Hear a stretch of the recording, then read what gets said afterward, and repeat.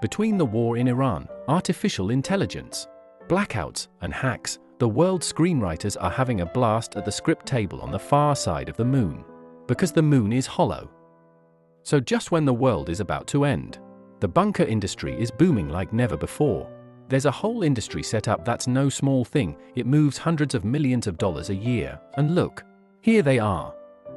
And yes, those metal things are supposed to be bunkers. To me, they look a little flimsy to be bunkers. But hey, obviously there are bunkers and then there are bunkers. In this video, we're going to talk about, let's say, the common people's bunkers. And we're also going to talk about the bunkers the elite are building. Bunkers like this one, which has a helipad, an indoor garden with a simulated sky, a golf course, a gym, saunas, is lined with marble, has 10 parking spaces, and even features an aquarium.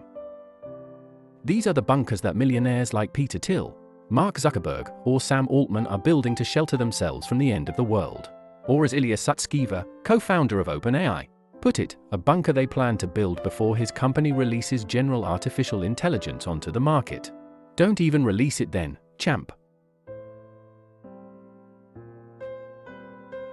Millionaires are doing doom prepping, which is basically preparing for a catastrophe, and to that end they're building super luxury bunkers, all in anticipation of something they call the event, which could be what I just mentioned, the collapse of the financial system, a global nuclear war, or AI becoming super intelligent and deciding that the human race must be eliminated. The bunkers have their own movie theaters, hot tubs, shooting ranges, sensory and deprivation rooms, and other crazy luxuries like aquariums, or screens that look like aquariums. Most of these projects are planned for New Zealand or have already been built there. Saying you've bought land in New Zealand is synonymous with preparing for the event. Peter Thiel, for example, has chosen New Zealand as the location for his bunker. He wanted to build it on a 2 square kilometer plot he had purchased in 2015 for $13 million. He intended to include a meditation area, a theater, and 10 bedrooms overlooking Lake Wanaka. It was a bunker designed by the same architect who built the stadium for the 2020 Tokyo Olympics. But so far, he hasn't been granted permission to build it. If Peter Thiel bought land there, it was partly because he read a book called How to Survive and Thrive During the Collapse of the Welfare State *, which identified New Zealand as a strategic enclave for surviving the end of the world. Also because, well, the Lord of the Rings movies were filmed there. But I think it's mainly because New Zealand is isolated from the rest of the world, as if anyone would go all the way to that corner of the world to steal Peter's mega bunker with a jacuzzi while the world is falling apart. Larry Page, Google's founder, has been in New Zealand since 2021, where he owns properties featuring tunnels leading to underground structures reminiscent of bunkers. James Cameron is also in New Zealand, along with others whose names are unknown.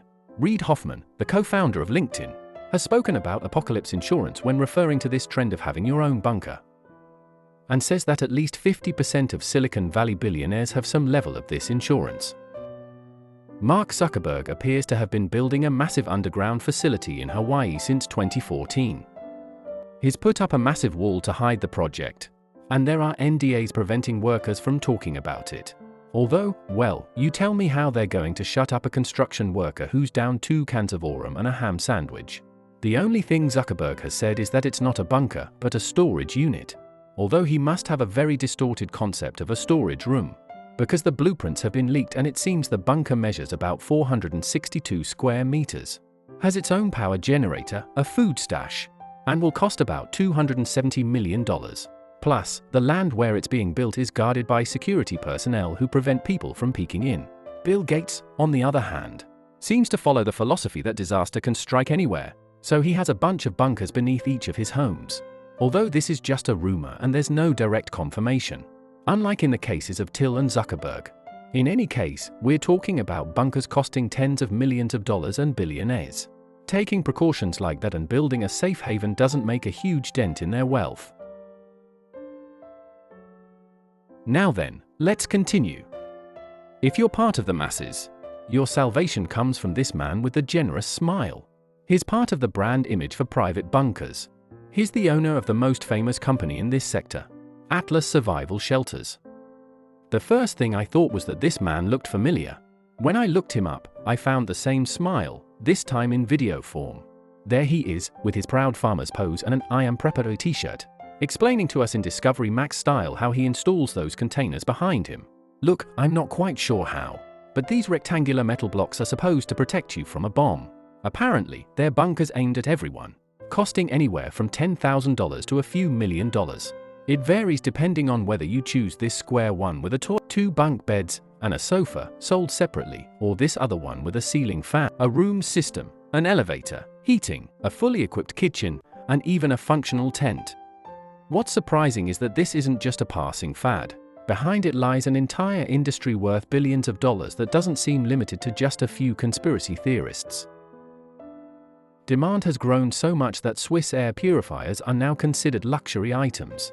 Everyone wants Swiss air purifiers because good purifiers must do 2 things: be very effective at cleaning the air and also maintain an air pressure inside the bunker that is higher than the outside pressure. This prevents contaminated air from entering through any cracks, a bit like a punctured balloon that constantly leaks air but is simultaneously refilled to prevent it from deflating. The bunkers are tailored to your preferences and tastes. You can customize them and create your own quotes. The most famous company is the one I mentioned earlier, Atlas Survival Shelters, founded by Rob Hubbard, the man behind Mark Zuckerberg's bunker and the Tate families. And the question is, can they really withstand a bomb? Or a nuclear bomb, as that reactivity logo of theirs seems to suggest? If we take a look at their catalog, we see that some of the products they offer do meet those requirements. At least there's a little icon telling us it can withstand a nuclear explosion. Of course, it's not much use if it withstands the explosion but you die from radiation afterward. So here we have this other symbol that says fallout shelter. The first indicates resistance to the shock wave, and the second, the fallout shelter, indicates resistance to radiation. This distinction is important for several reasons. First, FEMA, the Federal Emergency Management Agency, has a standard called FEMA TR-87, which specifies the minimum requirements for a bunker to protect against radiation. Among these is a 30-centimeter layer of concrete, which they appear to meet. However, the catalog only mentions FEMA P361, which, take note, is for protection against tornadoes and hurricanes. There is no mention of the TR-87 standard, but you also have to defend against the bomb's impact, not just radiation. And FEMA doesn't have a standard for the explosion itself. In fact, it states that there is no feasible protection against a direct bomb impact. Basically, if a bomb lands on top of you, good luck. But perhaps, if it passes at a certain distance and under certain pressure conditions, the shelter might hold up. It's just that these minimums are based on calculations and simulations. There's no real-world testing because, obviously, not even Aga Khan himself is allowed to drop a bomb in his backyard to check if his bunker works properly. On the other hand, there are cases of wooden bunkers covered by about a meter of earth that withstood the explosions in Hiroshima and Nagasaki. It's true that in this case the bunker held up, but the people inside died. Anyway, take a look at this other thing. We see online that these are bomb shelters. And if we pay attention, we come across this warning. Beware of the squares. No prefabricated metal bunker has passed the nuclear test and should be used as a storm shelter or for radioactive waste at best. Then they explain that the only bunkers that have withstood a nuclear bomb and been tested are these ones here, the cylindrical ones.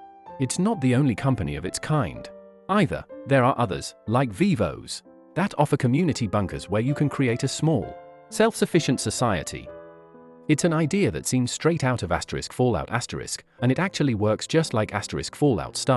This one, for example, is in the heart of Europe and is called Europa 1. It is one of the most comprehensive underground complexes in existence.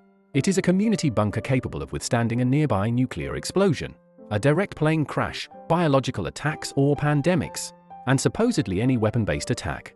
They offer private rooms starting at €35,000 per person and can accommodate entire families in luxury accommodations, though these luxury units cost €2 million, not 35,000.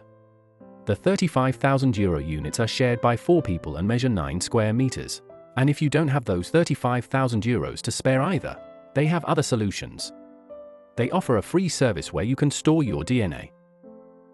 According to them, in the future, they might potentially be able to restore you using some super advanced regenerative medicine that doesn't exist yet, but will exist after the apocalypse that wipes out all of human civilization. Of course, there's a catch: it's only free if you first buy their DNA testing kit for the modest price of $30 per person. Then there's the fact that the website and the language they use have a cult-like or religious vibe. They talk about prophesies, and on the website they mention the Bible and the end times. They also have videos discussing a holy war and theorizing about how humanity will survive. It seems that around this whole bunker business, there's also a certain amount of conspiracy talk and paranoia. Some people talk about the Great Reset and say that the elites are planning to destroy us all. Whether through vaccines that alter your genetics, a planned pandemic, or a major catastrophe. According to these theories, the elite would wait in hiding in bunkers so that, in the future, they can start the world over from scratch. Okay, let's now talk about what sense it makes or what basis there is for building these glorified caves. If we take a look at the global landscape, it might seem like they're actually acting sensibly.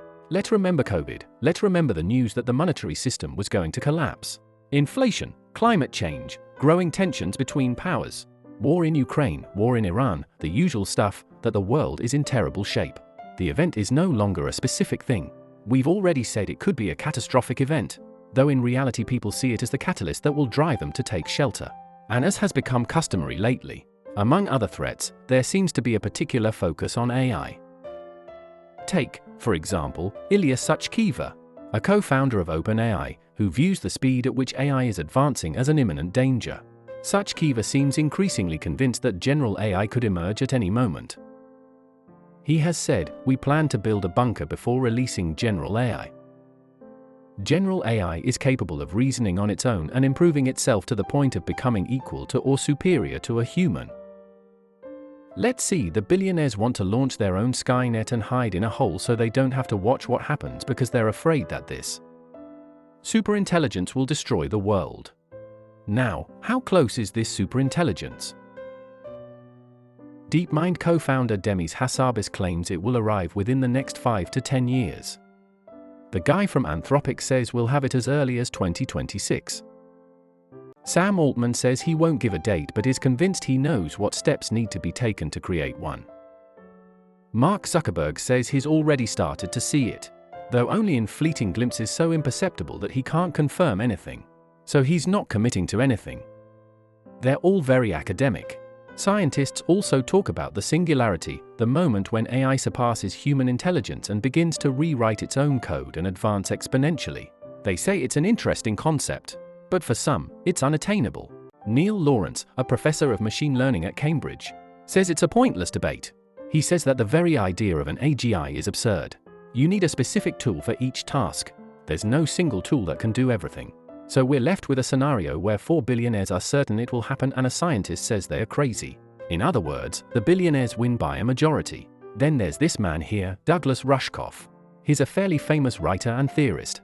The thing is, a group of unknown billionaires invited him to give a talk on a private island. Except he wasn't going to give a talk. When he arrived, the billionaires started grilling him. They asked him whether Bitcoin or Ethereum was better, and how they could maintain a loyal security team when money was worthless, because without money, the team might rebel and take control of the bunker.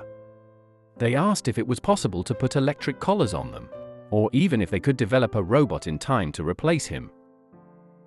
They kept questioning him, trying to figure out the best way to defend themselves against the event and what security measures to take.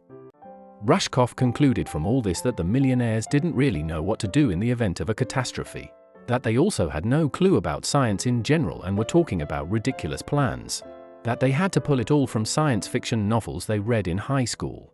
There's another problem with Rushkoff, and that is it's hard to confirm to what extent these conversations actually took place because they only came to light when Rushkoff needed to sell his book.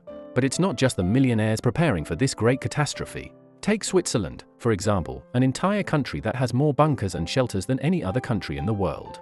More than 330,000, enough to protect its entire population if necessary. They have ventilation systems with a lifespan of about 40 years capable of neutralizing the effects of radiation. Many of these bunkers are used for other purposes: hotels, storage, shelters, and even museums. But all are ready to function for their intended purpose in less than 5 days. Switzerland has also seen growing interest in its bunkers or properties that come with bunkers since the war in Ukraine began. The Doomsday clock, the clock that marks the day of the world's end, has continued to move closer to midnight, that is, the end of the world. It is now 1 minute and 25 seconds away. It is closer than it was in 2020, when it stood at 1 minute and 40 seconds. Among the theories about the destruction of the world order is also that of a Generation Z revolution, in which young people, dissatisfied with how the world treats them, bring down the government. Apparently, they've already achieved similar things in Bangladesh, Madagascar, and Nepal. And it seems that in other parts of the world, young people are rebelling as well. But wait, are they protesting with a one-piece flag they've put a crocheted hat on? Whatever the case, these bunkers can be useful in certain situations. The problem arises, perhaps, later on, because while some of these bunkers might last for months, at some point the vast majority will need to go back outside. Not to mention that other dangers exist. Some users say these bunkers lose all effectiveness if people know where they are, because from the outside, they could block the air vents or even force their way in. Some people call them luxury coffins. Whether or not they end up being used because of a catastrophe, having a bunker like that has to be pretty cool. Imagine a custom man cave tailored to your tastes where you can do whatever you want, complete with its own movie theater where you can watch